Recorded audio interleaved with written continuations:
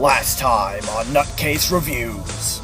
A mysterious force kidnapped the cinematic Nutcase and forced him to watch all of the Rugrats movies, and the brony Nutcase was brought to the lair of the Nutcase's new ally, Dr. Bathrobe. What is the clown's plan? Will the brony ever save his brother? And what does all of this have to do with Dr. Pepper? Find out now on the next Nutcase Reviews.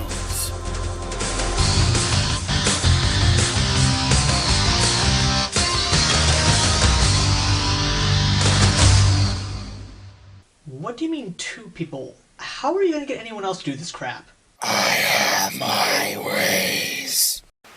No, Derek. Don't cancel season 4. We still don't know where she came from yet. Wake up. Plot holes. Nutcase, why is the Joker's dilapidated cousin staring at me like it wants to kill me? He's going to make us watch Rugrats in Paris. Why? It is the most atrocious abomination to ever be spawned from the human psyche. Has he ever watched this movie before? I don't think he has. What does it matter, you fools? Get on with it! Okay, jeez. So, after the monster success of the first movie, Nickelodeon said, hey, let's make another movie and introduce another new character while we're at it. And they did. Before we actually start this, can we move somewhere else? The lighting here sucks. Very well. Oh yeah, this is totally an improvement. Why am I in an anime fangirl's room? Shut up!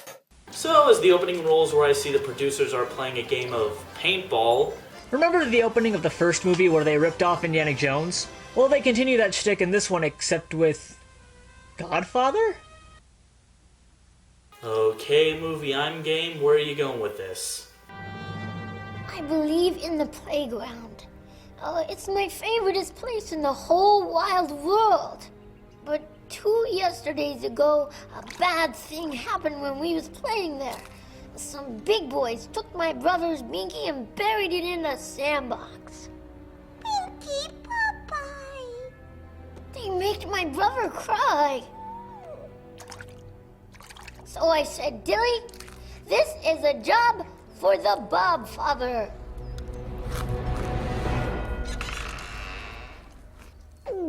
You come to me on the day of this wedding and ask me to take care of the boys who made your brother cry? Oh, Angelica's playing a character handing out favors that only benefit her. That actually makes total sense.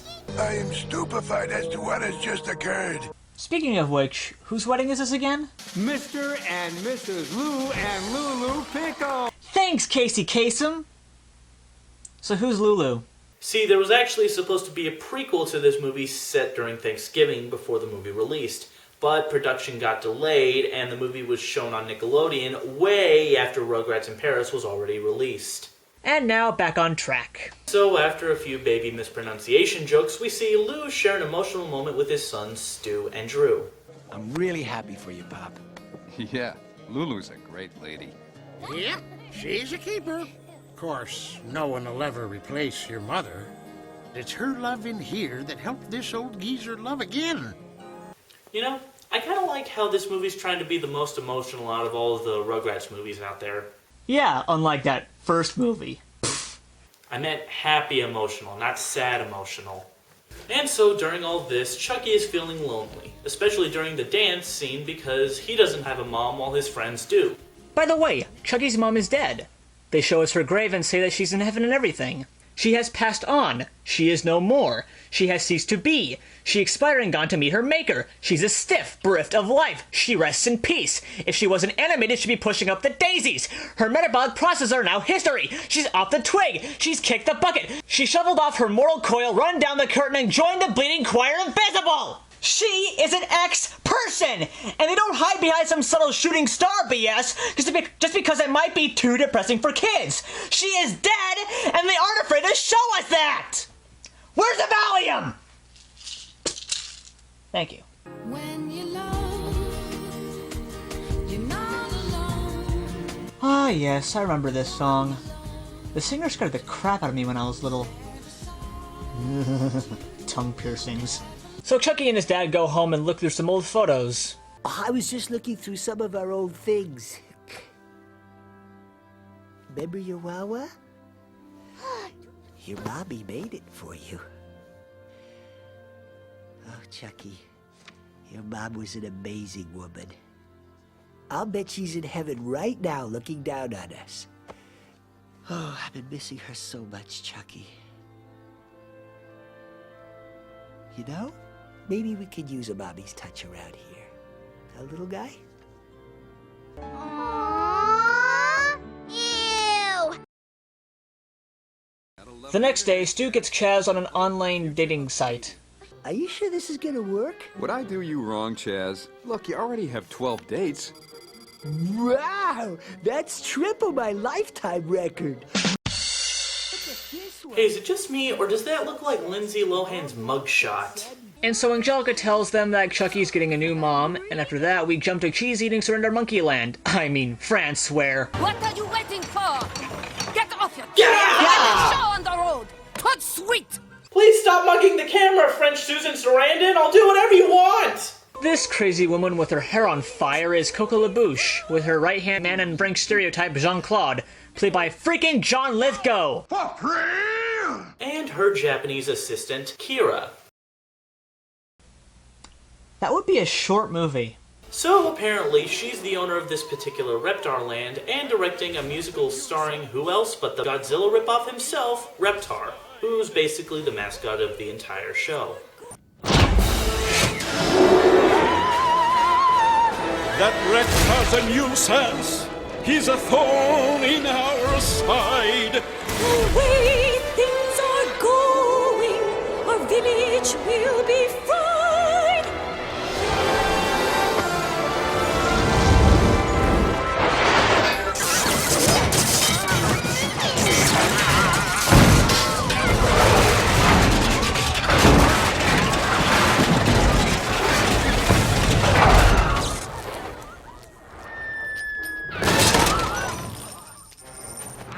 That's two pickles. I want that nincompoop inventor here within 24 hours, or another head will roll.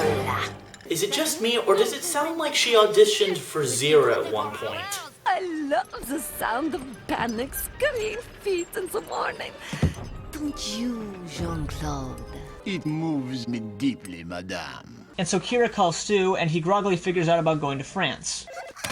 Hello, Mr. Pickles. This is Kira Watanabe from Euro Reptar. I'm sorry to call so late, but the reptile that you designed has broken down, and my boss is having a fit. Reptar's a hit? That's great. We need you to come to Paris on the next flight. Paris. Oh, yeah. The City of Lights. Madame kindly recommends that you... Come with my family and friends? Okie dokie. Hello? Mr. Pickles? Hello? Are you still there? Hey, Dede. We're going to France. Oh, Stu, I'm too tired to dance. France! And a musical montage of them at the airport ensues. I'm not kidding. Nobody really sings on camera like in the first movie. They just kind of sing over the footage itself. It's like the movie's in time-wasting limbo. And so, on the plane where the babies bust up some more stuff, we go to... What's wrong with you? Just watch.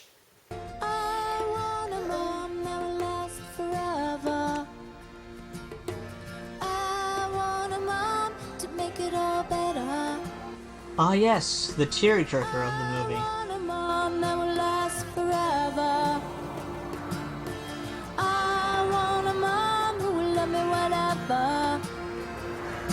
I want a mom to take my hand and make me feel like a holiday.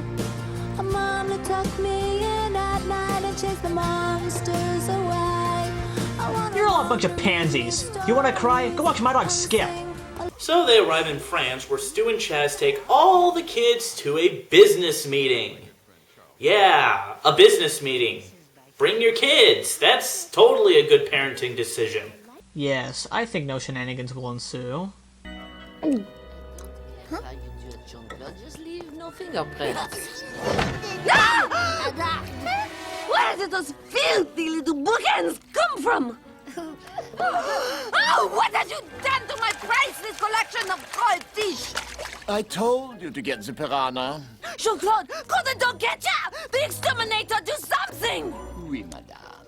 Cure! So after Stu gets chewed out by Coco, he takes the kids with him except Angelica. Great parroting, Stu. And so we finally meet who's in charge of this entire place, Mr. Yamaguchi, played by Mako. As you know, I'm stepping down as president of Yamaguchi Industries, and I've begun a search for my replacement. Splendid. I accept. You are one of the many under consideration. But I have made millions for this company. The candidate should not be concerned only with money. They must understand what it means to bring joy to children. In fact, they themselves must have the heart of a child. I must have one in a jar somewhere. Yeah, because all theme park owners are such nice guys. And so Angelica is busted, but she tells Coco about Chaz and Chucky's situation. Not that situation. And that joke's been dead for like 4 years. You'll have 5 seconds to come up with a reason why I should not lock you up forever and ever. Because I can stick 5 raisins up my nose and I can sing real good and forever and ever is a really long time. Tick tock. And I know where you can find a spiny little man with a brat of his own. I think I just made a friend. And on the other side of the park, watching a parade, the adults still haven't noticed Angelica is gone, and Kira decides it's exposition story time. Once upon a time, there was a mighty dinosaur named Reptar. Everyone ran away from him, except the beautiful princess. She was not afraid because she could see that Reptar was not vicious. He was lonely and unhappy, so she promised to take care of him and keep him safe and loved forever and ever. So Chucky wants the princess as his mom because she looks nice? I have no idea. And before we go to the next scene, quick question. Have you ever wanted to see Tim Curry, Kevin Michael Richardson, and Billy West put on fat suits, dress as sumos, and sing Bad Girls? Bad girl. Talking about the sad girl. Hey, baby! Glad girl. Talking about bad girl. Yeah, that's what I thought. So yeah, after that piece of painful, we finally meet Kimmy, and it turns out that exposition in her family is genetic, as she exposits about the princess too. Kimmy, you met the princess? Sure, lots of times. She lives up there in that castle on that volcano and comes out between explosions. Now we know where to find your new princess, Mom, Chucky. Chucky? Sorry, I stopped to listen in after explosions. Well, enough of that. Coco and Chaz set up a playdate for the next day for just the two of them, watching over 6 kids. 2 people watching over 6 kids? Why can't the other parents watch them? They're on vacation. Stu and Kira are the only ones working. So after the babies psychologically and physically traumatize Coco, they go to a ride where it looks like they skinned Slimer. And guess what the kids do? You guys! What are you waiting for? Great, another Tommy. What was that? Oh, that's just been something I've been tinkering with. You can borrow it if you want. So as the babies run off, Coco sends ninjas after them. Ninjas! Call the cops!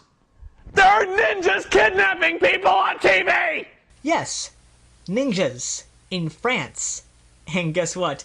They're about as effective as a stormtrooper's aim. What are you doing? You have your entertainment, I have mine. Persona! Piss off. So a chase scene / musical montage ensues as the most retarded ninjas in the universe chase after them.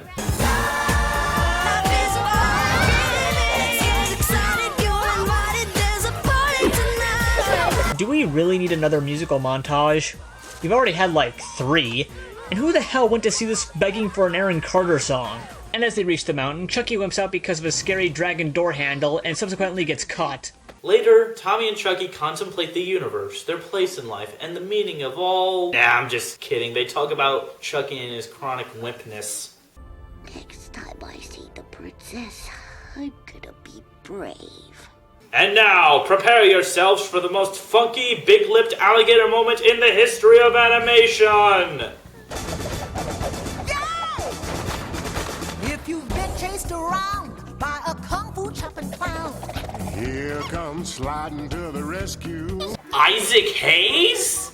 Yes, because Nickelodeon wanted the singer of Chocolate Salty Balls over their BLAM. So let me get this straight. The singer of the Shaft theme song went on to be in South Park and sing more awesome songs, while Shaft himself went on to do Theodore Rex and Steel. Yeah, that's pretty bad. So, with a new resolve, Chucky decides to finally talk to the princess, which is kind of funny since that night they're going to a play starring the princess. Plot convenience? What's that? Hi, Mr. Chucky's dad's girlfriend. How's my film coming along? Fabulous. We're just waiting for the matching ponies.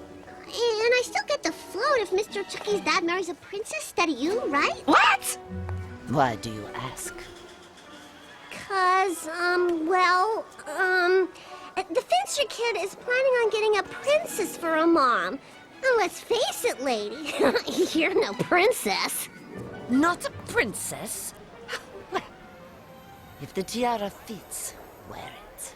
And now what follows is, in our opinion, the worst song in the movie. He's got a sensitive stare, one that can hypnotize. He may be rough on the outside, but inside, I hate when they sing. No argument here. Wait a minute. Where the hell am I? What? This isn't my house, and... What the hell am I wearing? The echo in your room was annoying, so I brought you here. Okay. Why am I wearing ZZ Top shirts? And so Coco sneakily switches places with the princess. And Chucky walks up to the stage trying to share his teddy bear with her, which, for some reason, gives Chaz the impression that he likes her. Bravo! Bravo! Isn't she talented? Oh gosh, you guys, I think Chucky and I are both in love. And so, after knowing Coco for 2 days, I'm gonna repeat that, 2 days, he decides to marry her. Charles, I'm delighted that you've met someone special here in Paris. But don't you think you're rushing things? Marriage is a big step. Why wait, Dee? They're two crazy kids in love. It's more like one is greedy and the other is desperate. And yet again, the babies run off to destroy things. Okay, I'm being 100% honest here. I've known vandalists that were less destructive than these kids. It's scary how much they destroy stuff. You see those sticky fingers?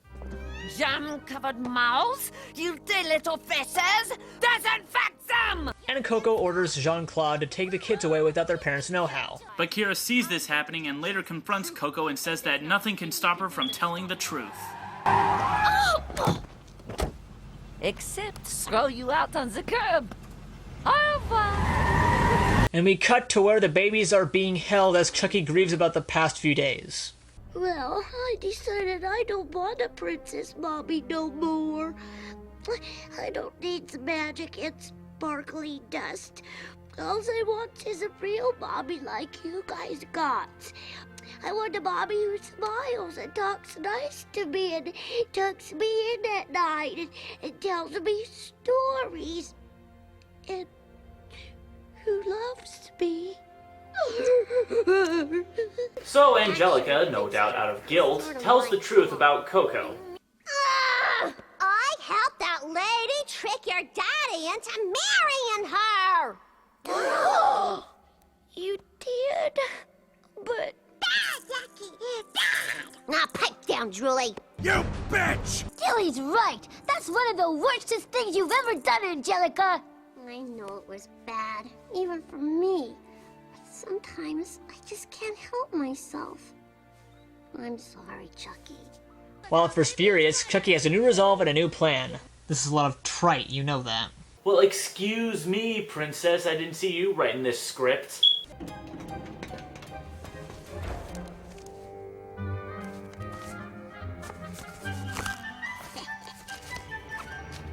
What do you think you're doing? Oh, just, practicing tying shoes. Children are so easily amused. Sacre bleu! Thank you for fun, Angelica. They use the Reptar robot to break out, but Jean-Claude is close behind as Robo-Snail. Meanwhile, back at the church, Chaz unintentionally stalls for time by reading the MacGuffin of this movie, a god-awful baby poem. Squeaky giggles, wiggly toes, teeny tiny. God, this poem is pure pain. And so, as the babies rampage through Paris, killing God knows how many bystanders and causing millions of euros in property damage, our heroes, ladies and gentlemen. They pick up Kimmy on the way and engage Jean-Claude in a battle of wits and slapstick. We will show through a montage of unfitting music. Then let's go fishing.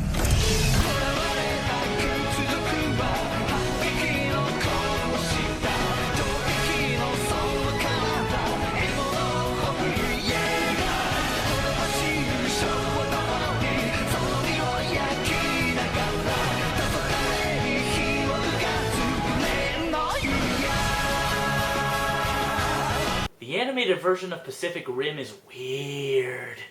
And so they make it to the church where Chucky encounters the famous dragon doorknobs of Notre Dame. And so, Chucky says his first dramatic word. I gots to be brave. I gots to be brave.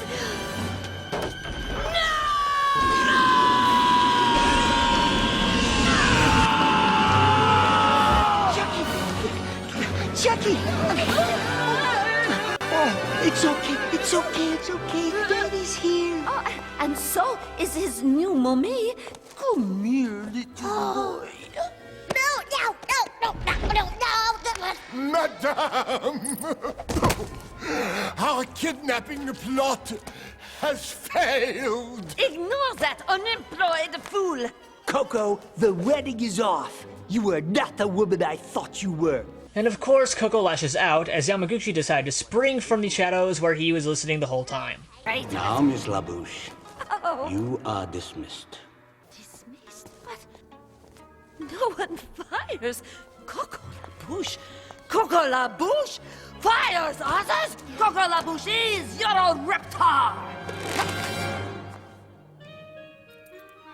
Off the gown! You are floating carpet mice! Listen, lady. Nobody messes with my dumb babysit me. I see London, I see France, I see Coco's underpants. Well, take a picture. This is the last time you will see Coco or her underpants.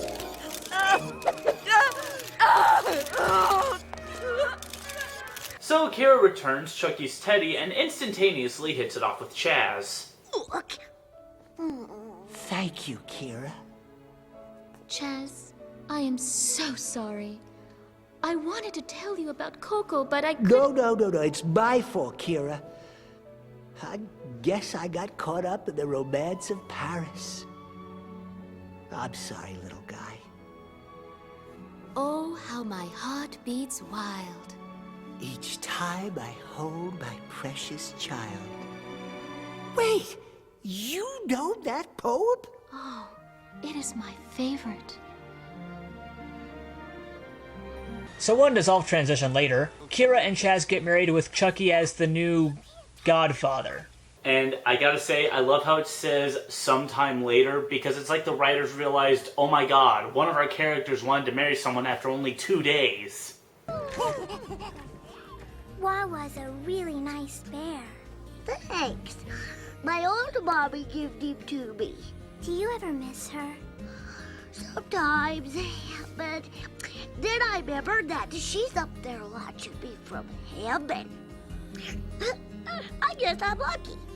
I got 2 mommies to look after me now. Ha ha ha! I wish. And so, with Chucky having a new mom, this settles the longest plot thread in Rugrats history, and they all live happily ever after and smothered in cake.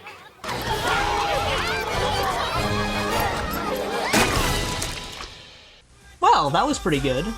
Yeah, I have to agree. It's been like, what, 10 years since this movie came out, and it's really good. Like, it stands up pretty well, even on its own. I mean, sure, there are a few plot holes. The parents are as dumb as bricks, but that's pretty much standard for the series. And the breakout characters, Kira and Kimmy, don't get a lot of screen time. But besides all that, it's really an enjoyable movie. Yeah, the animation's excellent, the voice acting is pretty good. And the songs, or what little we hear of them, are actually pretty decent. I mean, sure, they're nothing groundbreaking, but I mean, they're entertaining at the very least, which is more than I could say for some songs made today. Damn it. I thought that would work. Well, I still have to get rid of you. Oh, you can't get rid of me that easily. Powers of editing, activate! Well, he may have escaped, but the same cannot be said for you, Nutcase. For there is still one last film to review. What? This! Oh, bugger. When you're lost, you're not alone. The one you love is there beside you. Never lost, on your own. A gentle hand is there to guide you. And we are done. Tell me, Shockwave, how does it feel to be a Decepticon now? I keep talking and talking, but they never talk back.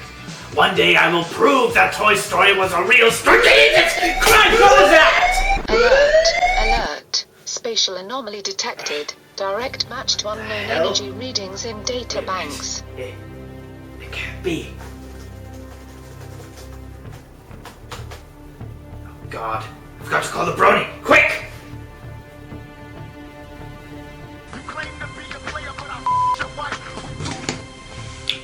Hello? Brony, you need to drop whatever you're doing right now. My spy box just picked up a signal that's the exact match to the one that showed up when the cinematic Nutcase disappeared. Well, where is it? It's centralized in Yakima, Washington. Wait, that place actually exists? You can go f yourself, Doc. Fine. I just need some time to set up the teleporters. But one thing just keeps bothering me. Why would you go through all this trouble for an internet reviewer? I mean, what is this thing that did this? Who is he? I think I know.